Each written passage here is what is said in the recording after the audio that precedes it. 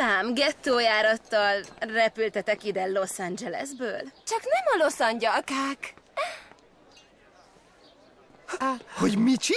Ezt azért nem mondod.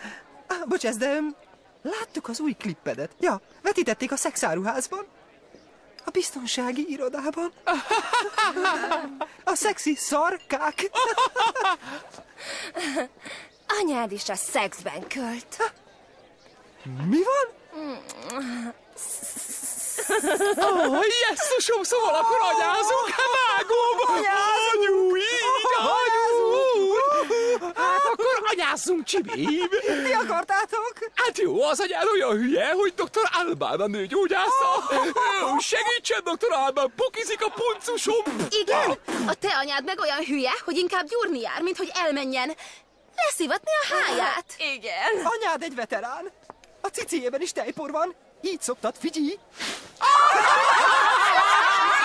Tiéd meg olyan... annyira... Még te jössz. A tiéd meg olyan sötét, hogy beül ebédelni a bánészhoz a tetőteraszra, és ha a Takino a kokkót akar rendelni, azt mondja Takonino a kakká. Takonino a kakká. A te anyád segge, meg olyan szőrös, hogy Han Solo néha kikukkan belőle. Meg vagy Csubakka.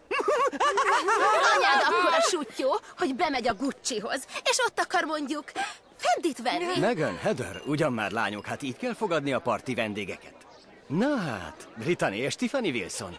Mióta nem találkoztunk, igencsak megnőttetek.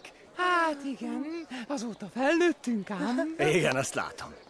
Hölgyeim, remélem számíthatok rátok a fehér partin is. Szerintem az idei mindent visz. Ott leszünk. Minden jót, pá. Pá, Mr. V. Örvendünk viszlát. Ez itt még nem a vége.